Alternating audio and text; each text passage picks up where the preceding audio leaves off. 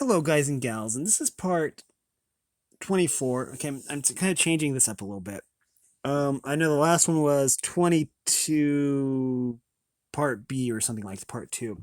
But I think I'm going to kind of change this a little bit. It's going to be really confusing, and I apologize.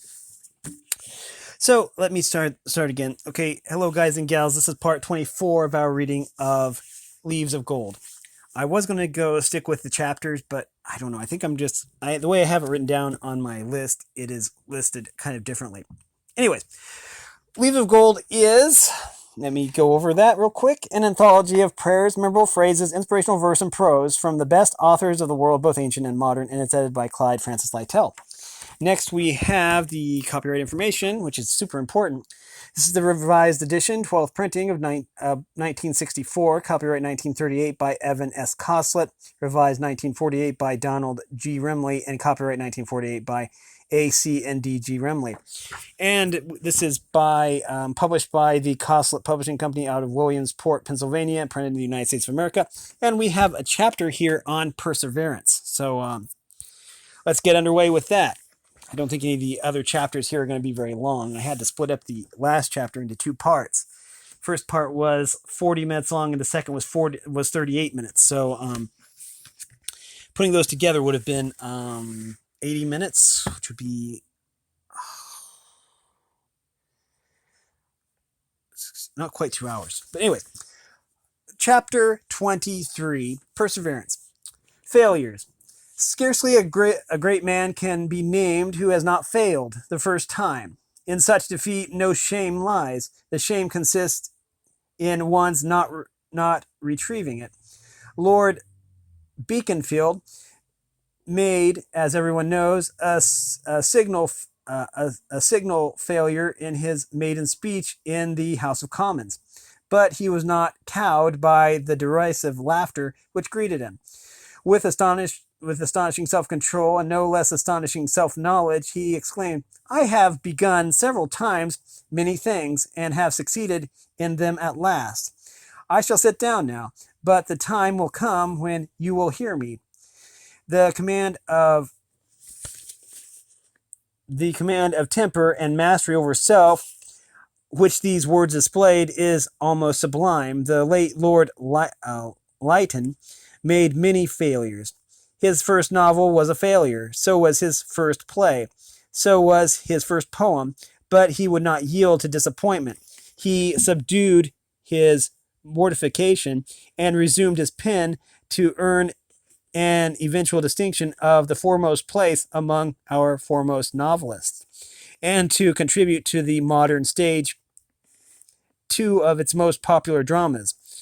We should be disposed to define genius as the capacity of surviving failure. In self-control, at all events, in finding a powerful auxiliary and agent. That is by Lucas. Next we have sailing.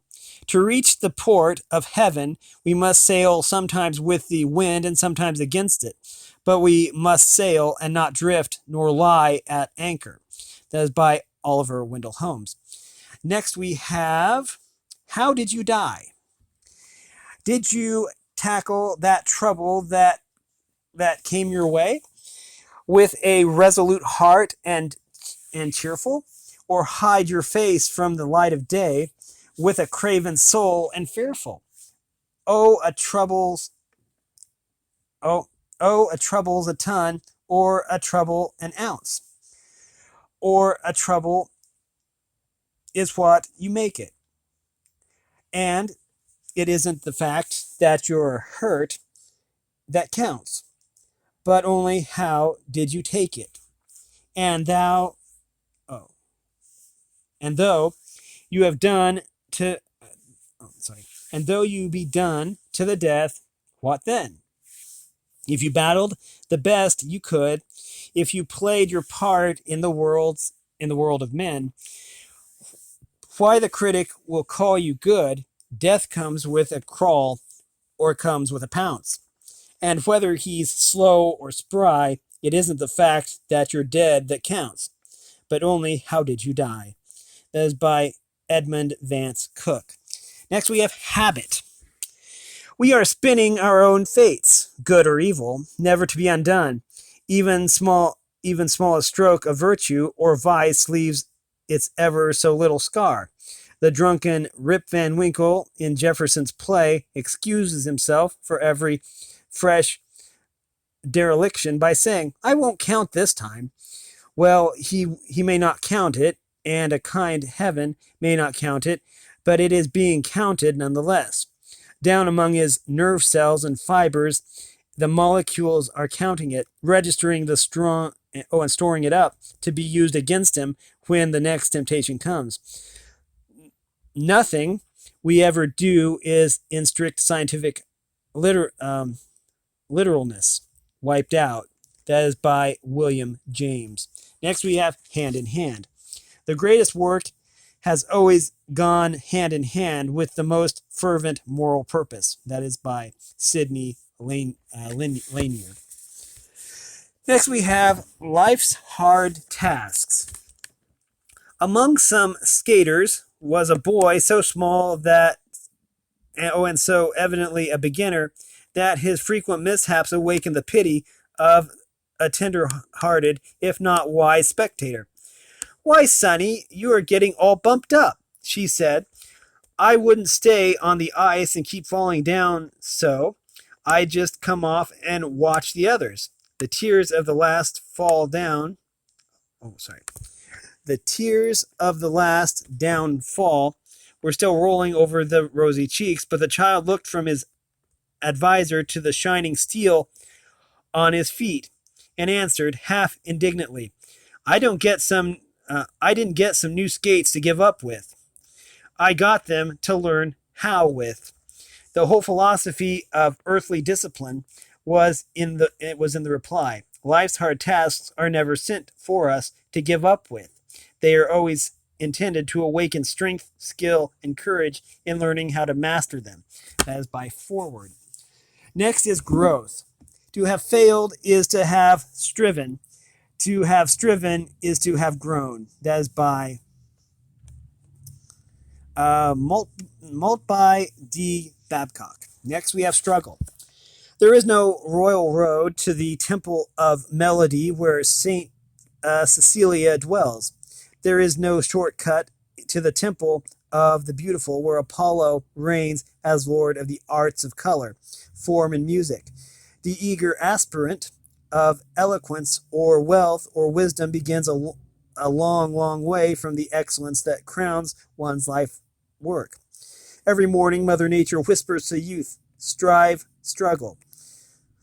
Every night, her last message is sleep to waken again to new struggles, wrestlings, and achievements.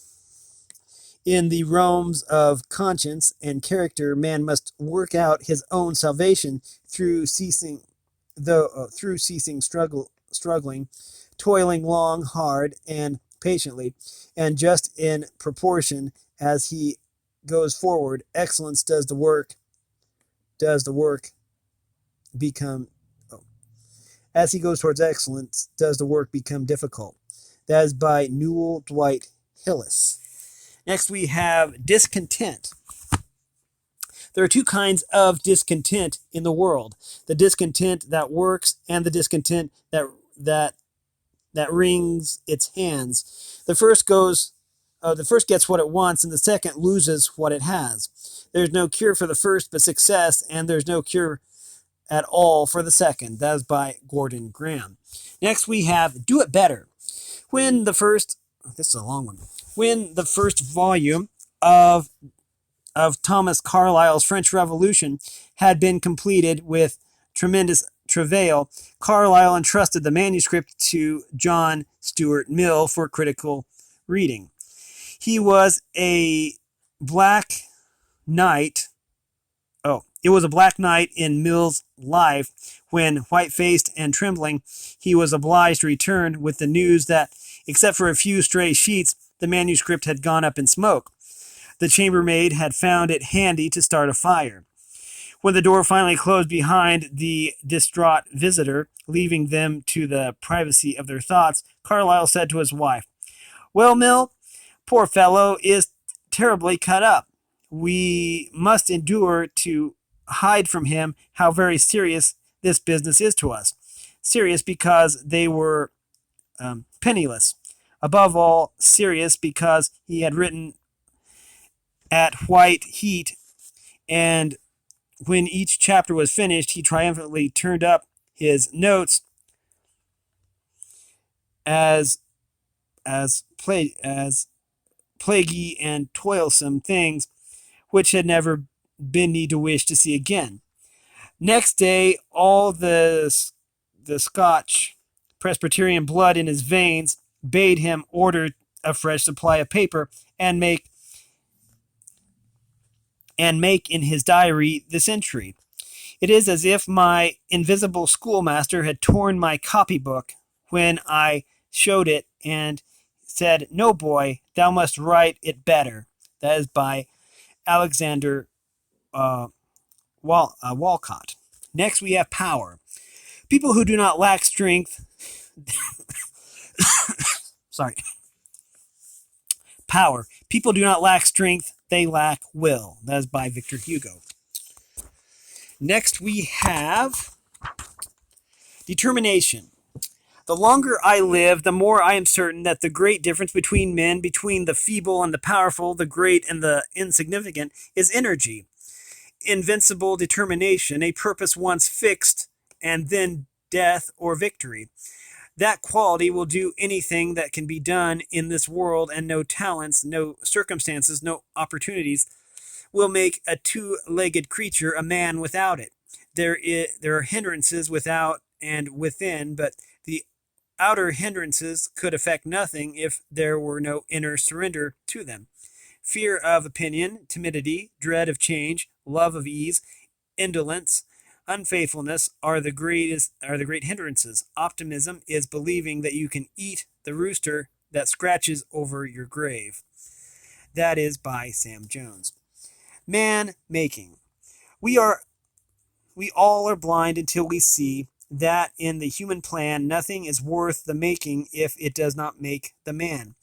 Why build these cities glorious if man unbuilded goes? In vain we build the world unless the builder also grows. That is by Edwin Markham and reprinted with permission. Next we have begin greatly. A life without a purpose is a languid drifting thing. Every day we ought to renew our purpose, saying to ourselves, "This day let us make a sound beginning, for what we have hitherto done is not." Our improvement is in proportion to our purpose. We hardly ever manage to get completely rid even of one fault, and do not set our hearts on daily improvement.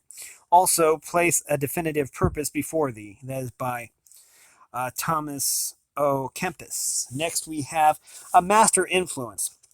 Perseverance is the master impulse of the firmest soul, the discipline of the noblest virtues, and the guarantee of acquisitions the most invigorating in their use and inestimable in their worth. That is by E. L. Magoon.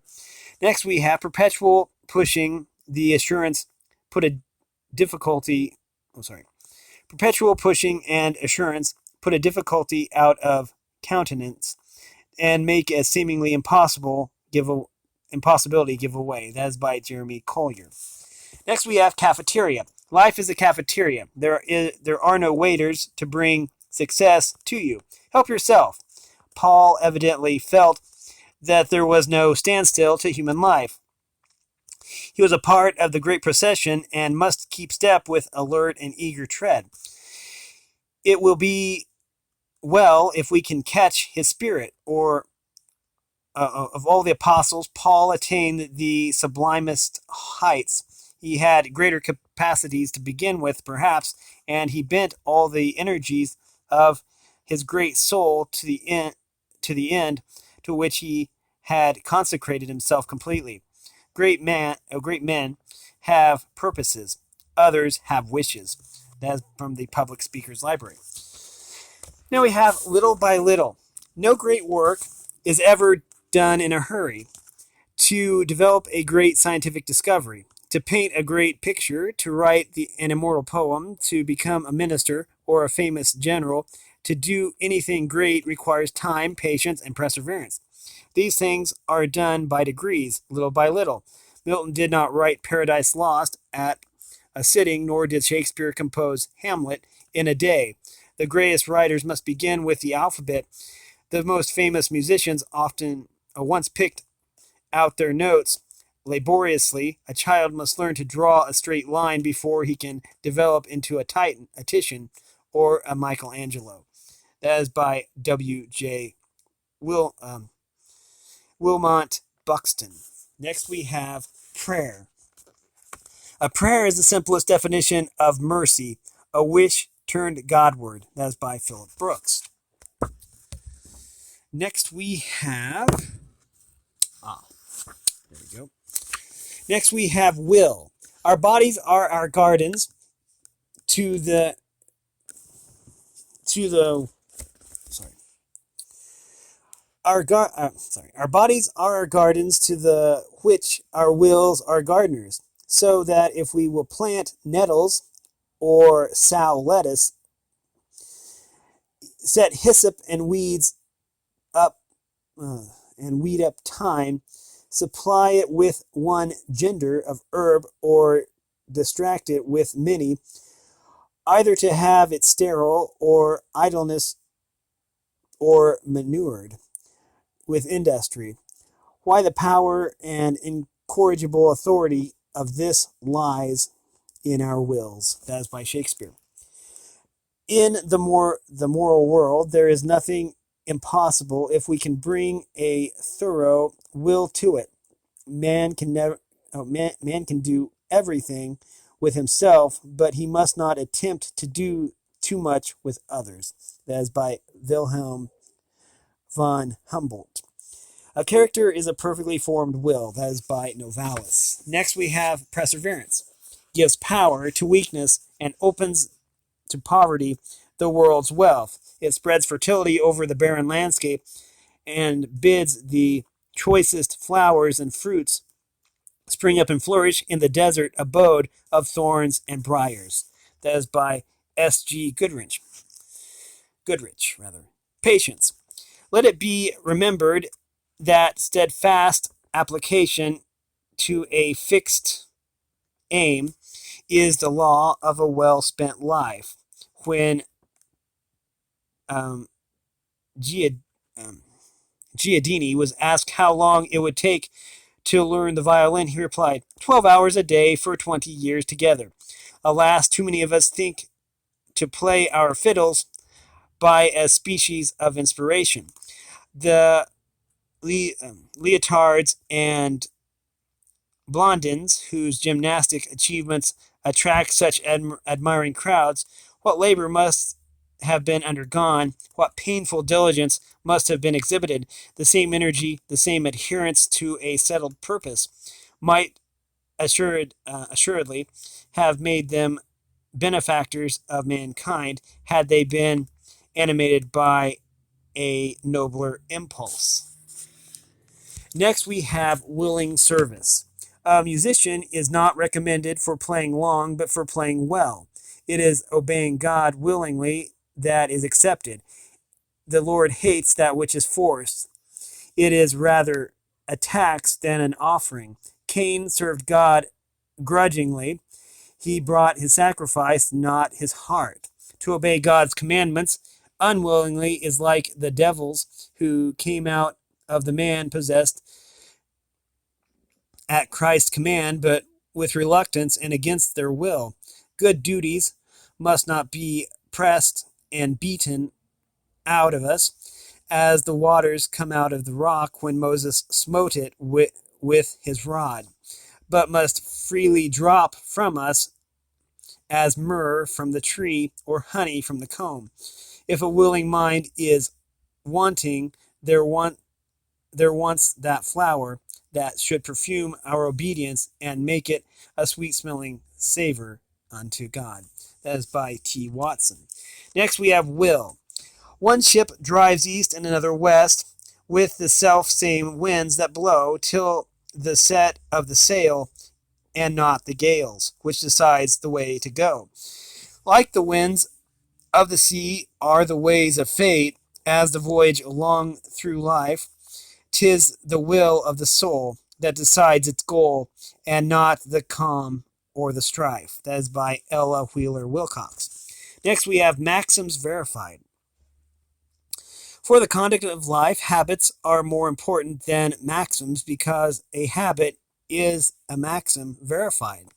To take a new set of maxims from one's guide is no more than to change the title of a book, but to change one's habits is to change one's life.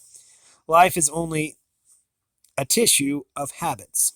That is by Amiel. And we are on to a task: to be honest, to be kind, to earn a little, and to spend a little less, to make upon the whole a family happier for his presence, to renounce what to renounce when that shall be necessary, and not to be embittered, to keep a few friends, but these without capitulation, above all on the same condition, to keep friends with himself. Here is a task for all men, for all man has is fortitude and delicacy. That is by Robert Louis Stevenson. Next we have Little Strokes. Jacob Riis, in his drive against slums, never allowed a chance to pass of telling the people of New York what they were harboring, but it took a lot of telling, and he sometimes grew discouraged. But, he said, when nothing seems to help, I go and look at a stonecutter hammering away at his rock perhaps 100 times without as much as a crack showing in it. Yet at the 101st blow it will split in two, and I know it was not that blow that did it, but all that had gone before. Next we have This One Thing I Do. The power of a man increases steadily by continuance in one direction. He becomes acquainted with the resistance and with his own tools, increases his skill and strength, and learns the moments and favorable accidents. He is his own apprentice, and more times gives a great addition of power, just as a falling body acquires momentum with every foot of the fall. That is by Emerson. Next we have Perseverance. Clear, my lord, keeps honor bright. To have none is to hang quite out of fashion, like a rusty nail in monumental mockery. That is by Shakespeare. Great works are performed not by strength, but by perseverance. That's from the Book of Reflections. Next we have Fortitude. In November 1915, the papers told of the death of Saranac Lake, of the death at Saranac Lake, New York, of Dr. Edward L. Trudeau, who was not different from many another young man until after his physician told him he must die of tuberculosis. But he did not lose courage. He went to the Adirondack wilderness not because he thought the air would help him, but because he longed for the joy of the out-of-doors life. The air and the exposure were what he needed. As he began to recover his strength, he thought of other sufferers whom he might help. During the next 40 years, he became one of the world leaders in investigations as to the cause and cure of tuberculosis, and he succeeded in building up a great sanitarium for sufferers from the disease, from which thousands have gone with new hope. The first of hundreds and similar institutions whose builders took their inspiration from him. The secret of his success was optimism, which, with which with him was another name for faith in God. Because of his faith, he was able to work with joy in spite of the slow but steady progress of his disease. That is by John T. Ferris. And lastly, we have the way back. To keep my health, to do my work, to live, to see to it I grow and gain and give, never to look behind for an hour. The wait in meekness and to walk in power, but always fronting onward towards the right. Always and always facing towards the light. Robbed, starved, defeated, fallen, wide astray. On with what strength I have, back to the way. That is by Charlotte Perkins Gilman. And that is going to do it for this reading. We are going to start next time with a chapter on perspective.